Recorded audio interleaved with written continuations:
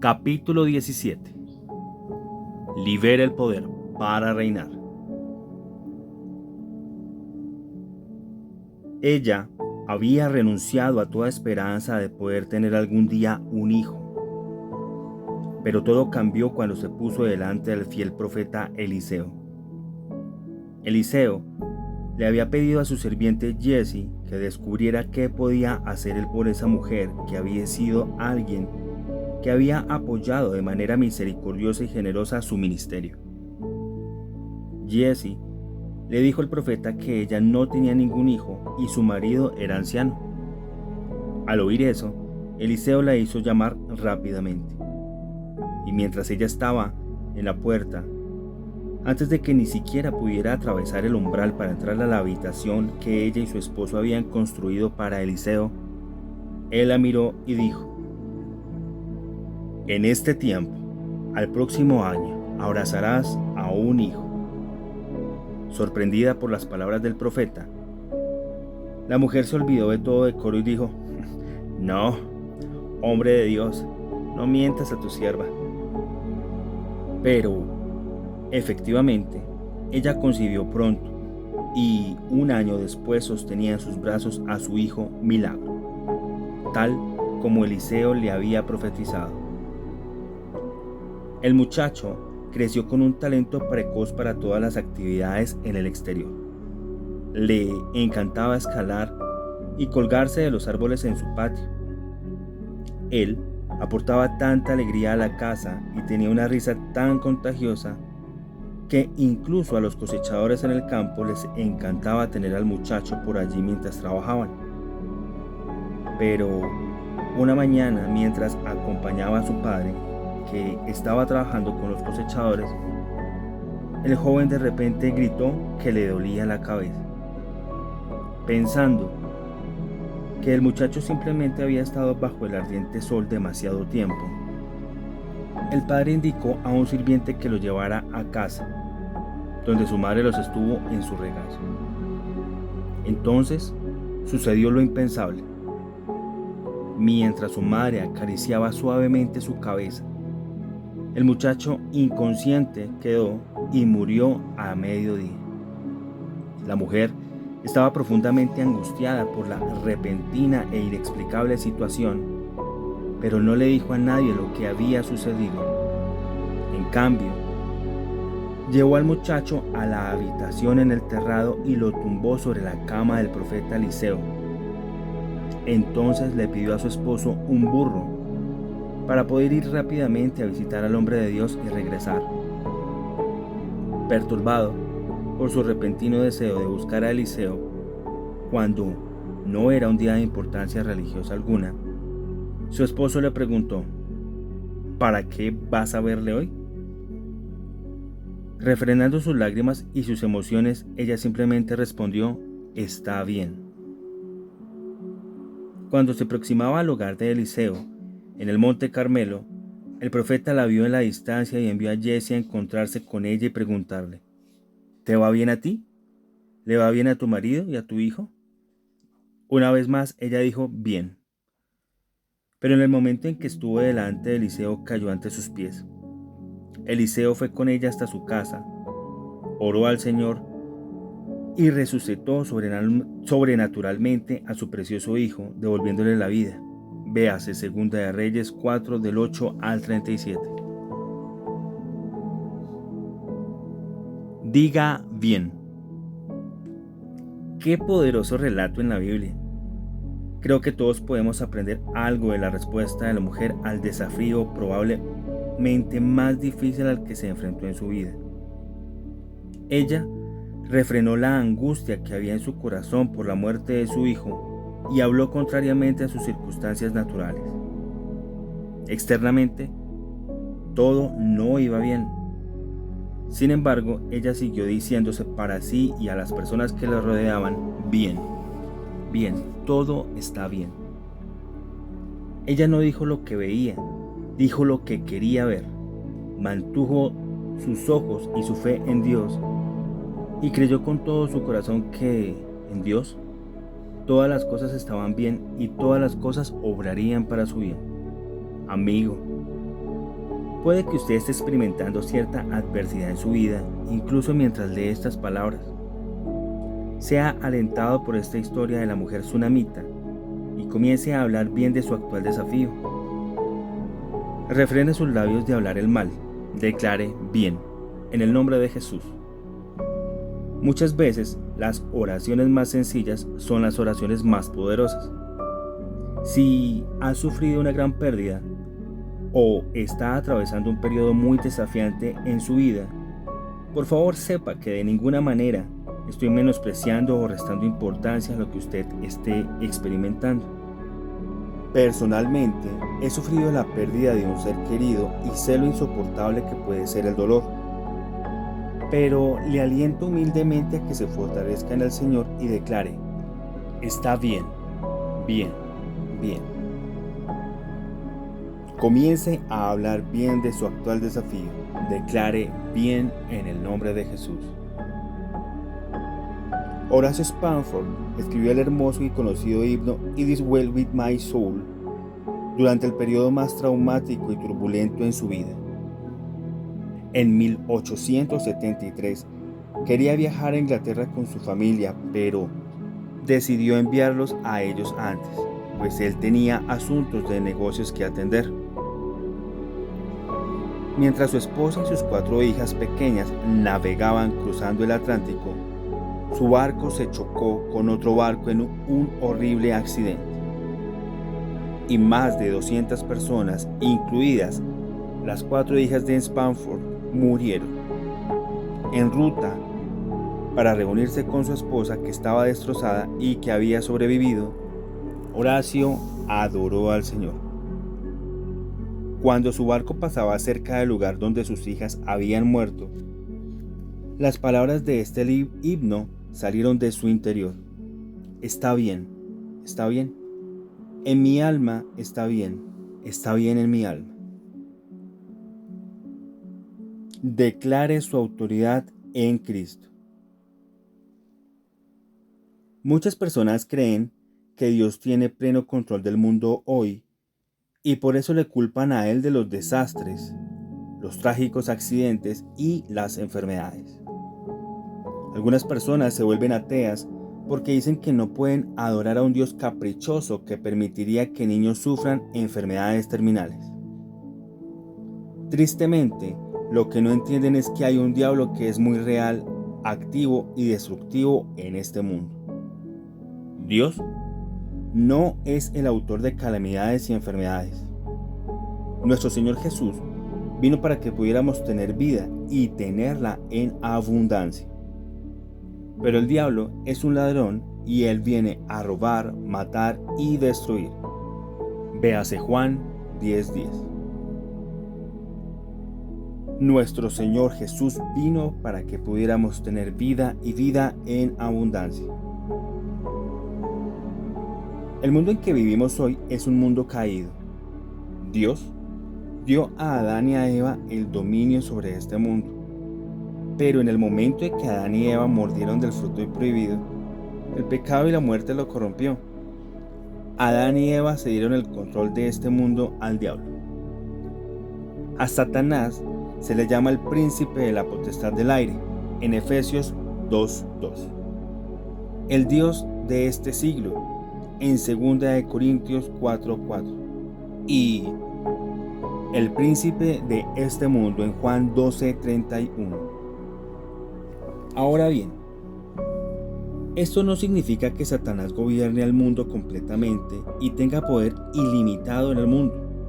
Por favor, preste mucha atención a esto.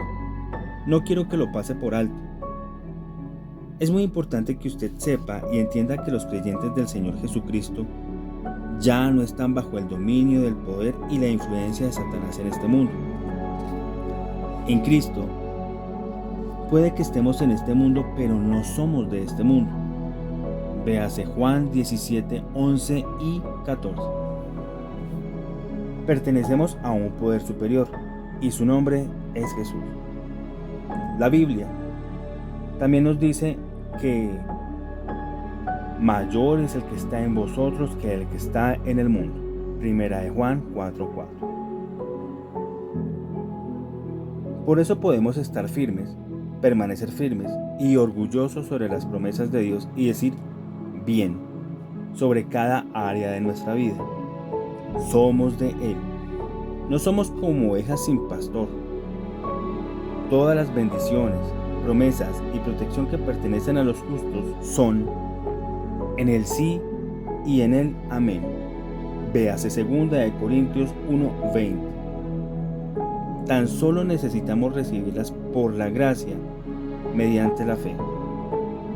No se reciben mediante nuestras obras, para que ningún hombre pueda presumir, sino puramente mediante la fe en su favor inmerecido. Véase Efesios 2 del 8 al 9.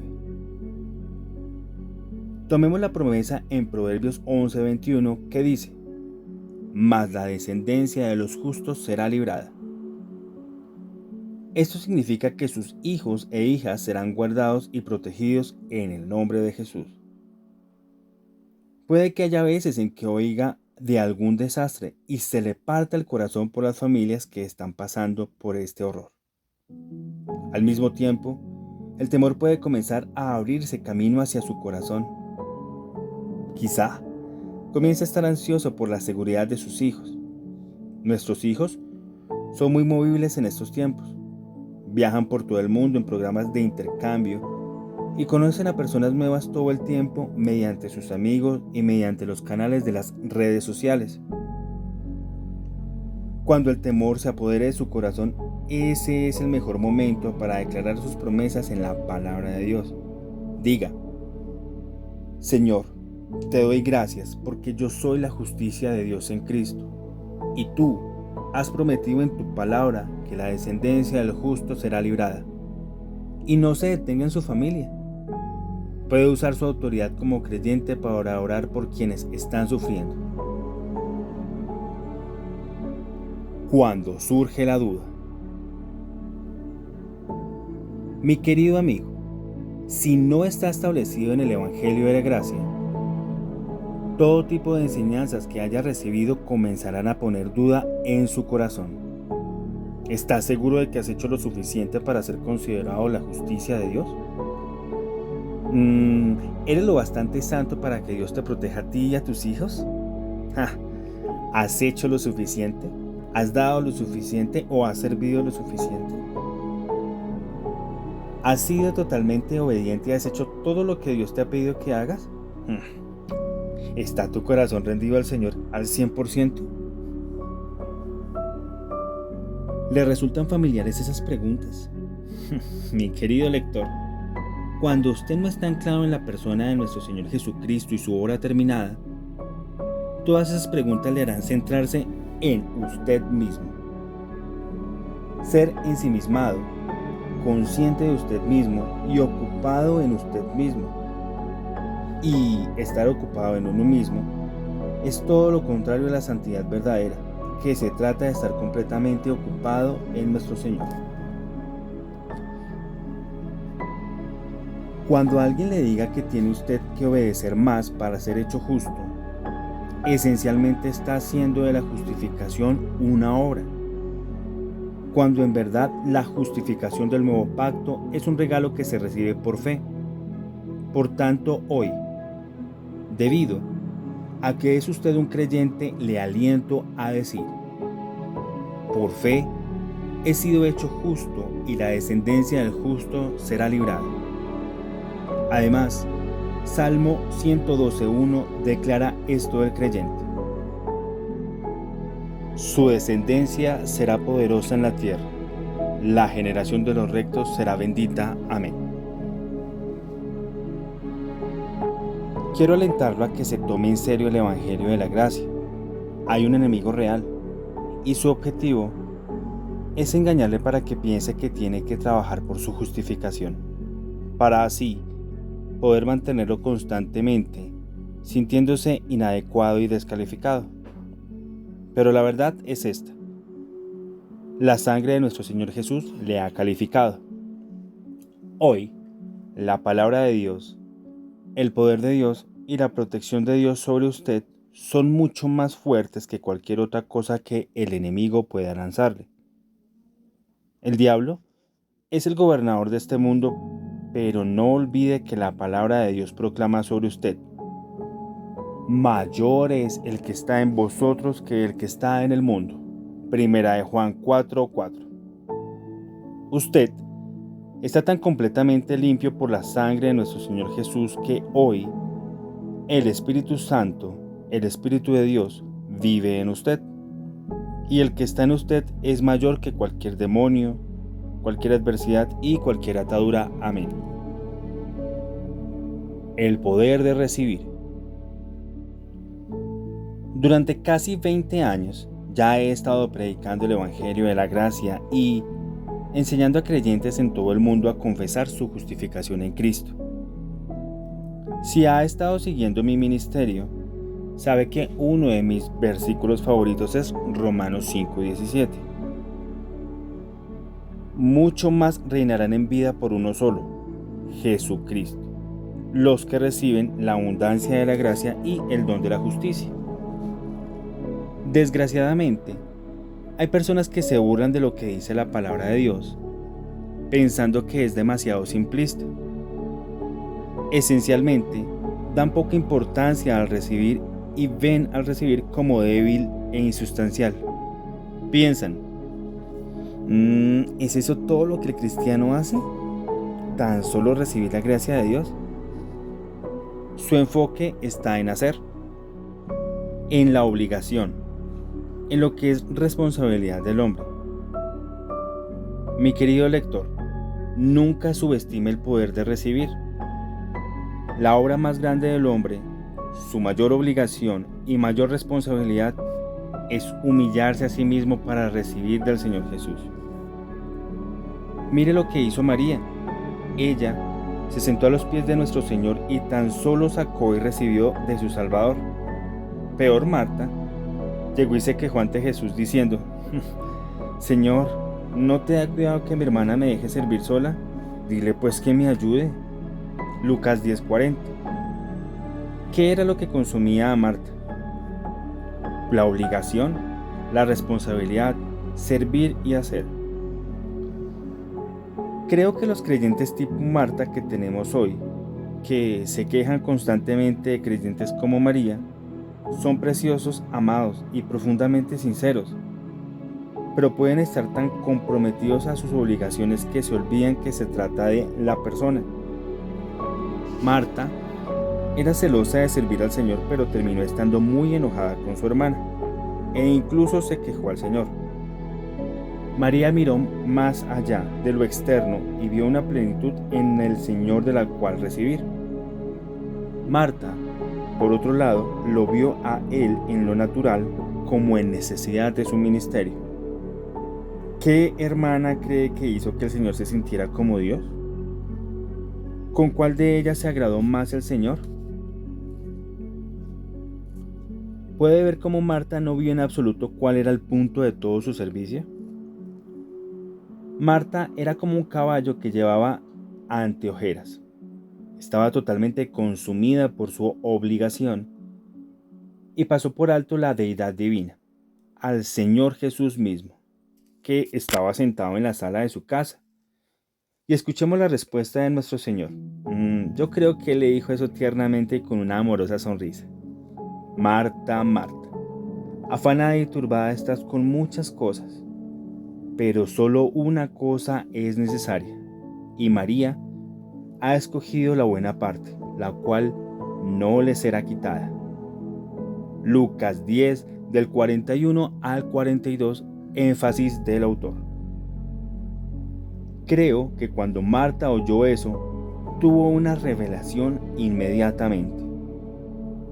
En lugar de ir de un lado a otro y enojarse con el Señor y su hermana, dejó a un lado sus ollas y sartenes, se quitó el delantal y se sentó con su hermana a recibir del Señor. Nunca subestime el poder de recibir de nuestro Señor. Cuanto más reciba de la abundancia de gracia y el don de la justicia, pues más reinará, más desempeñará, más responsable será, más glorificará al Señor y más cumplirá con su llamado, su obligación y su destino. Debido a que María hizo lo que era necesario y se enfocó en recibir del Señor, terminó haciendo el servicio correcto para Él. Leemos en Juan 12, del 1 al 8, que ella ungió al Señor con un costoso aceite fragante para su sepultura. Todas las otras mujeres que quisieron ungirlo para su sepultura llegaron demasiado tarde la mañana de la resurrección. Véase Lucas 24, del 1 al 3. María pudo hacer lo correcto en el momento adecuado porque mantuvo su corazón centrado en recibir del Señor. Así que siga recibiendo de Jesús.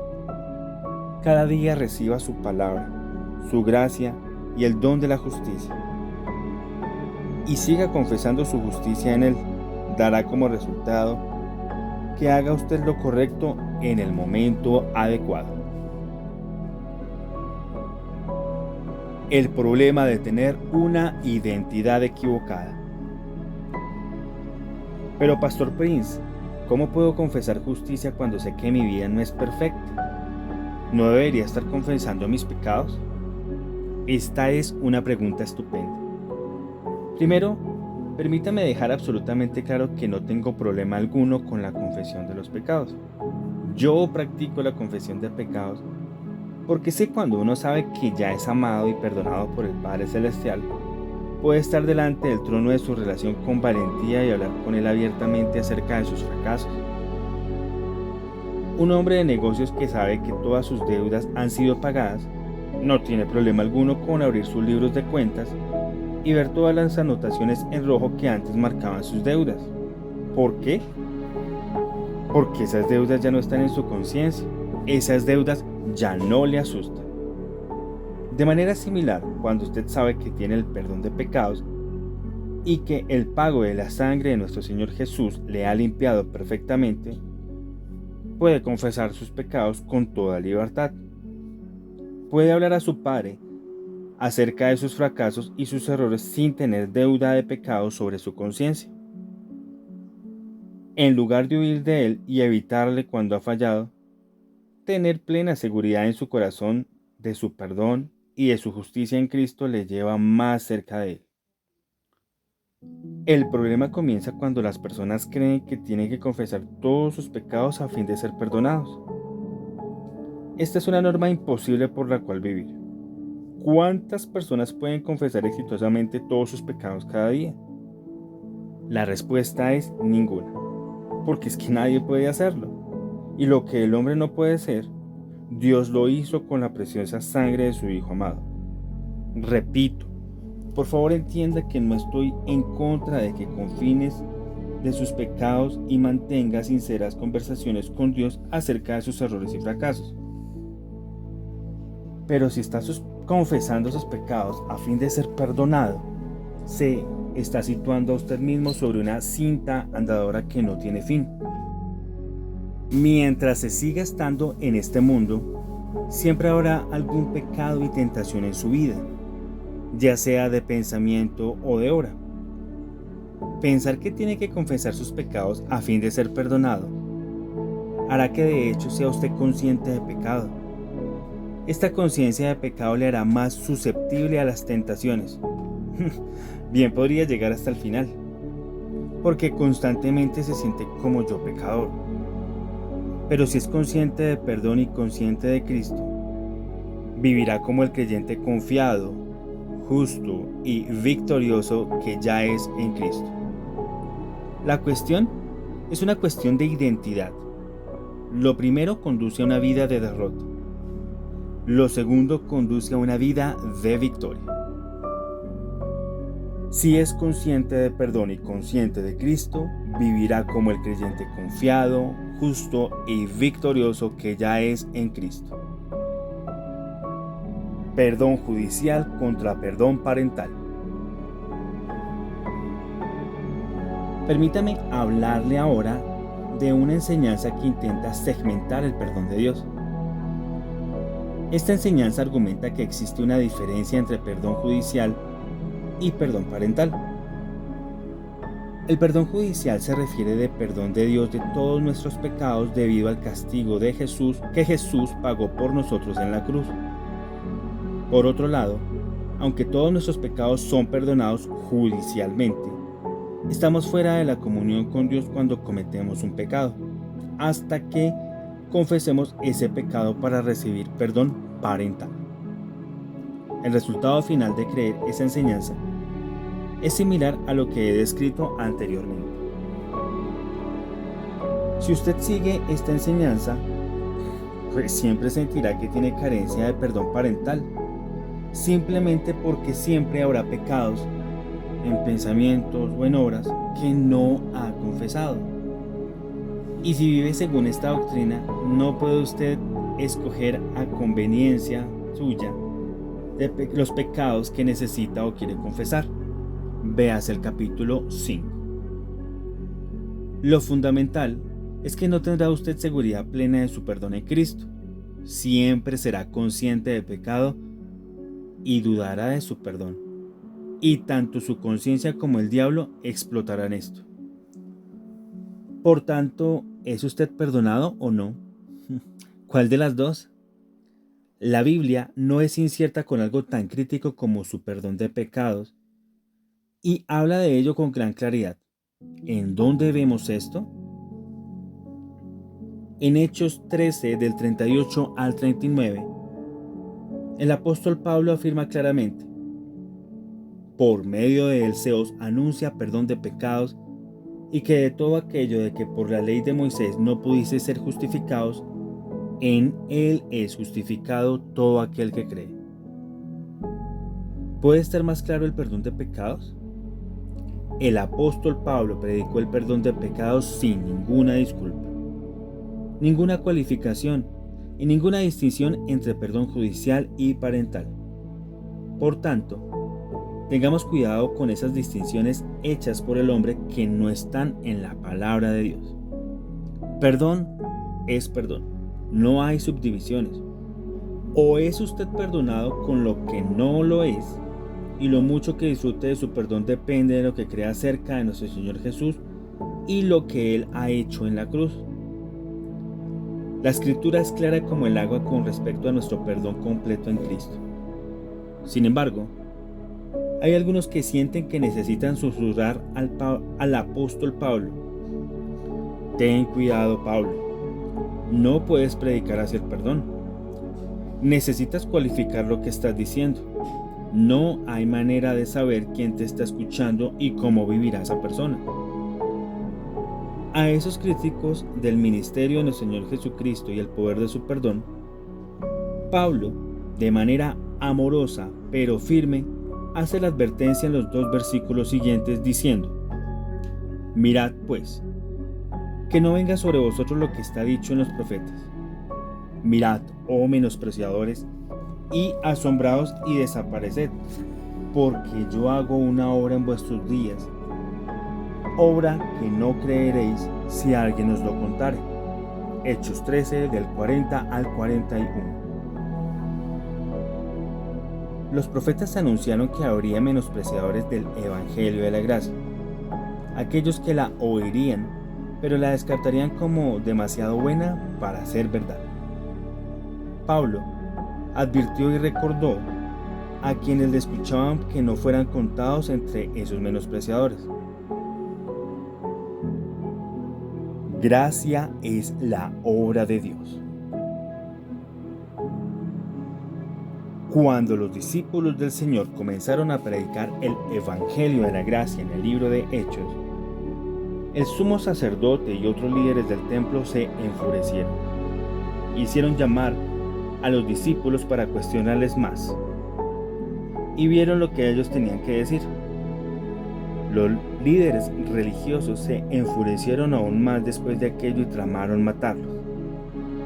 En esta reunión, en Hechos 5, un fariseo llamado Gamaliel, un maestro de la ley muy respetado por todo el pueblo, se puso de pie. Gamaliel era una autoridad principal sobre las leyes judías. Era tan reverenciado que incluso el apóstol Pablo, cuando se defendió a sí mismo y presentó sus credenciales más adelante en otras reuniones, en Hechos 22, mencionó a Gamaliel. y fui criado y educado aquí en Jerusalén bajo el maestro Gamaliel.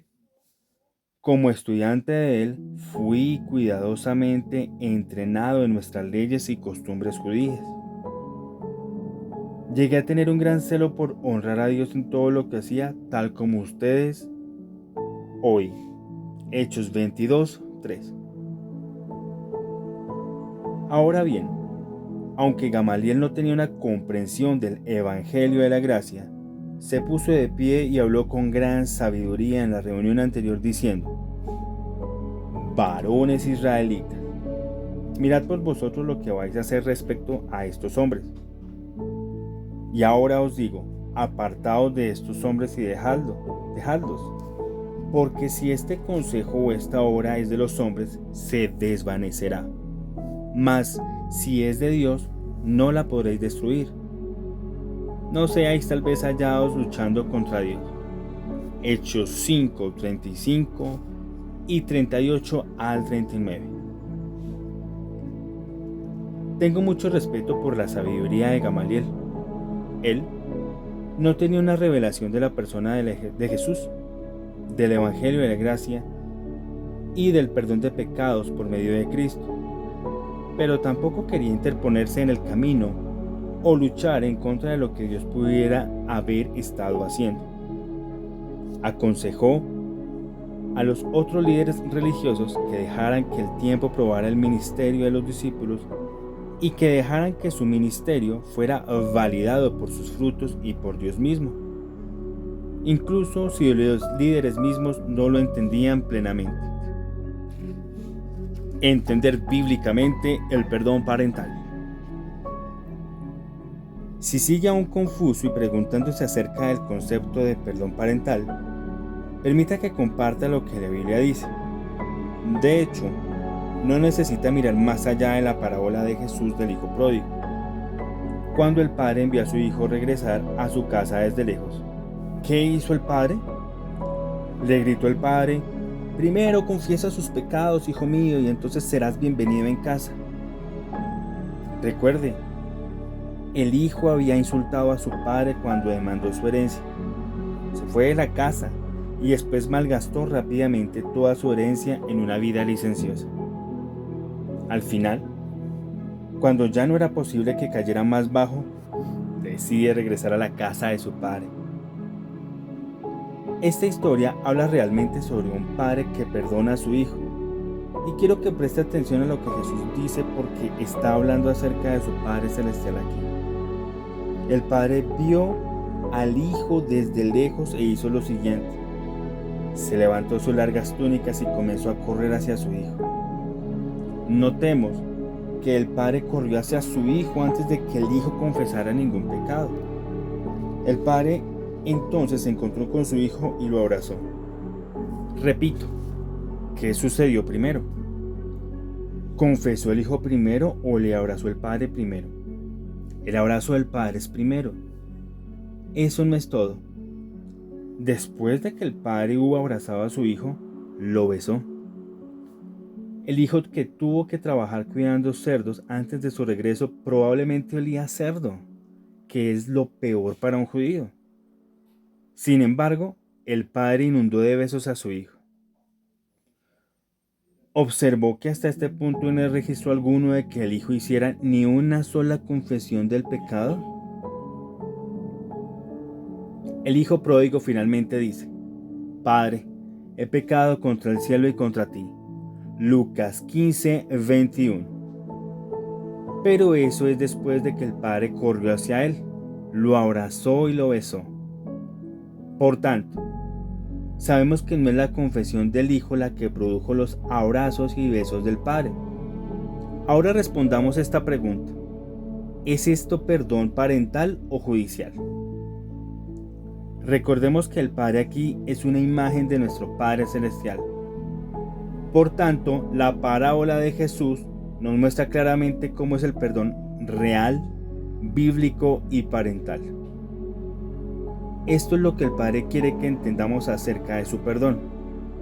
Con Dios no hay perdón judicial opuesto al perdón parental. Usted es simplemente realmente perdonado a causa de su Hijo. Con Dios no hay perdón judicial opuesto al perdón parental. Usted es simplemente realmente perdonado a causa de su Hijo.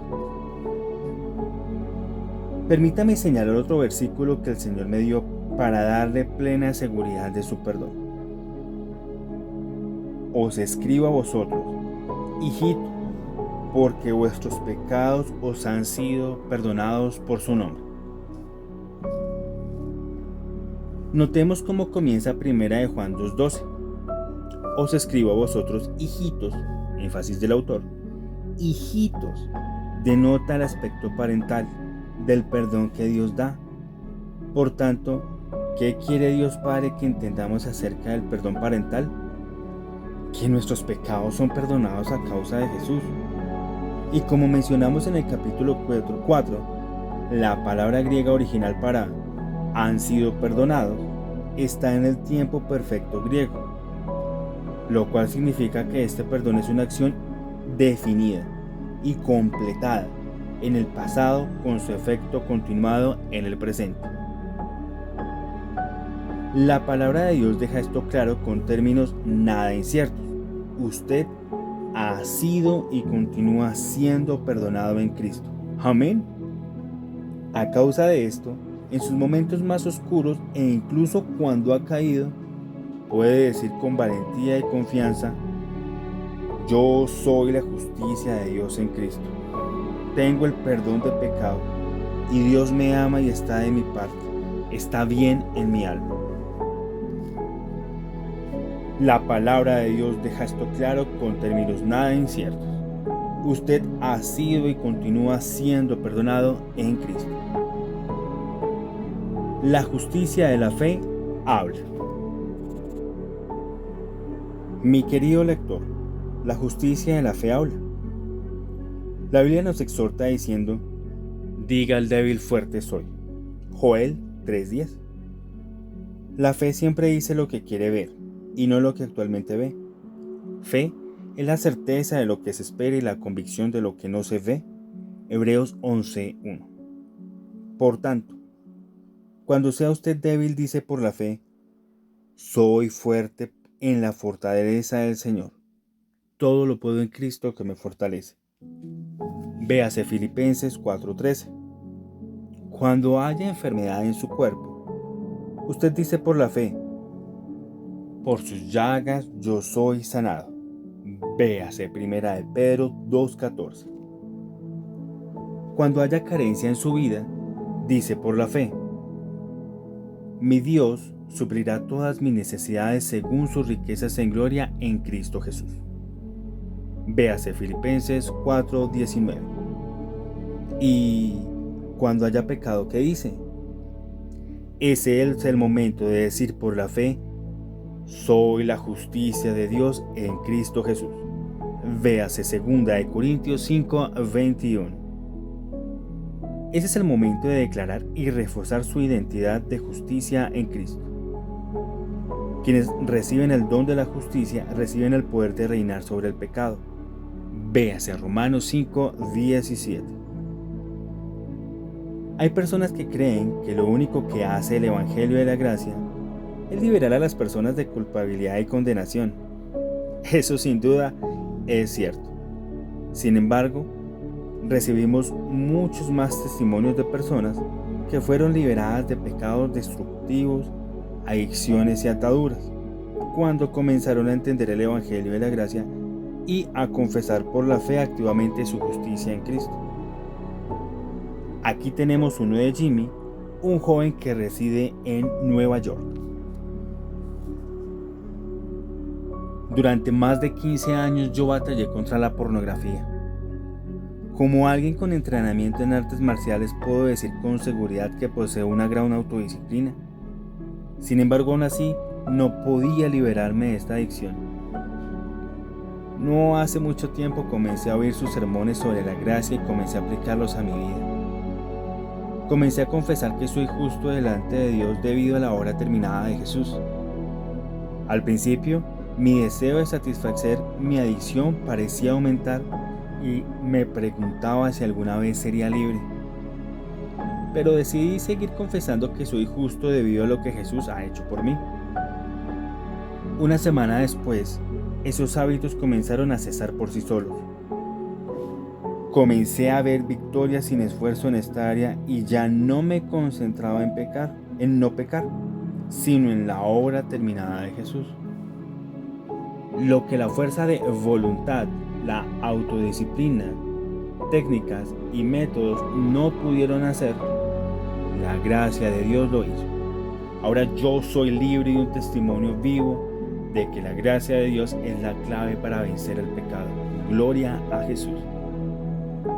Qué increíble testimonio. 15 años de adicción a la pornografía que no podía ser eliminada pese a lo que él hacía. Se fue sin esfuerzo cuando Jimmy comenzó a creer y a confesar su justicia en Cristo.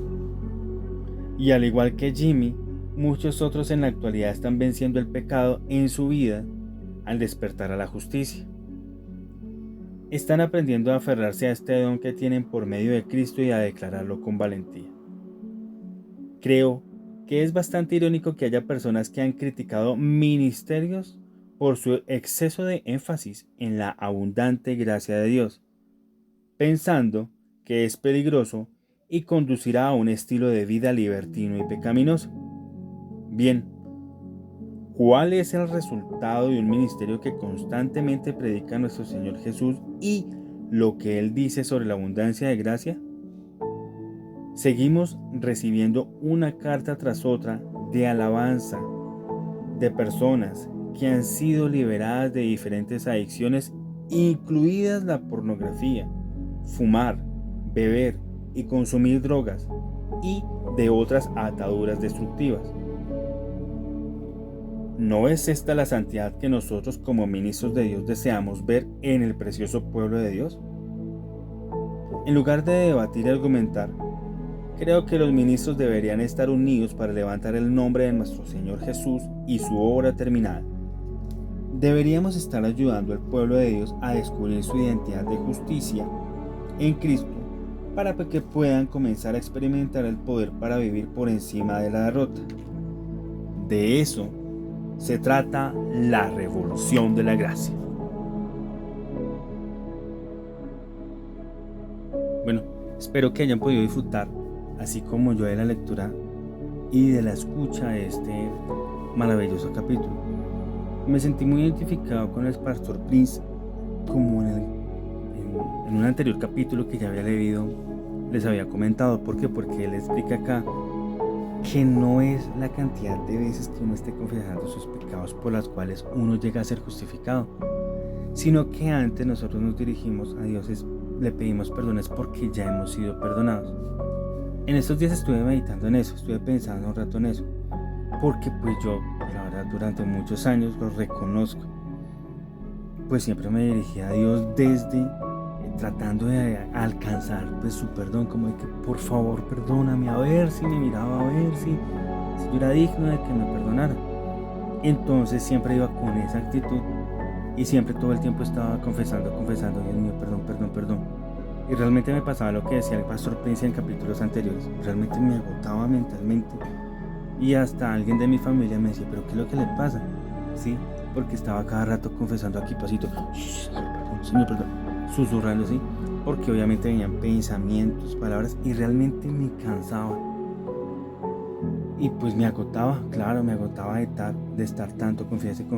Y entonces, según este capítulo, eso lo que hace es ponerlo a uno más en la conciencia de lo insuficiente que uno es, de lo pecador que uno es. Y si uno todo el tiempo está confesando, pues está hablando de pecado, y pues atrae más pecado. Es muy interesante como él explica, porque él dice que en vez de dirigirnos a Dios para por favor perdóname, a ver, sino que le decimos eso es porque Él ya nos ha perdonado. Como ya hemos sido perdonados, ahora le decimos con libertad, uy Señor, fallé en esto, uy se me pasó tal pensamiento, uy me enojé con tal persona, pero te doy gracias porque ya me has perdonado. Y me llama mucho la atención que él dice, en la palabra de fe que se dice, yo soy la justicia de Dios en Cristo. Sinceramente yo lo he empezado a practicar y creo que voy a tener que seguir porque me hace falta todavía seguir confesando para seguir dándome cuenta de mi identidad, porque pues creía completamente incorrecto. Recordemos que el pastor Prince decía en los capítulos anteriores que es el creer correctamente lo que me lleva a tener una vida correcta y no el pretender que yo tengo una vida correcta me va a hacer ser justo. Doy gracias a Dios por la persona que me indicó, por el pastor de la iglesia donde me congrega, que me indicó este libro. ¿Sí? Espero que hayan podido entender mis comentarios, claro que sí. Ha sido muy interesante. Bueno, me gustaría mucho que pudieran dejar sus comentarios aquí, qué tal les ha parecido este capítulo, de qué piensan. Definitivamente es para escucharlo otra vez y volver a escucharlo en lo personal. Tengo que seguir leyendo este libro y tengo que seguir leyendo este libro para que el Espíritu Santo, el Espíritu de gracia de Cristo, pues me siga revelando quién soy. Y toda mentira de culpabilidad se vaya, no solo de mi vida, sino de la vida de ustedes. Somos la justicia de Dios en Cristo Jesús. Bueno, yo soy Fernando de Isaac. Recuerden compartir este video. Hasta pronto.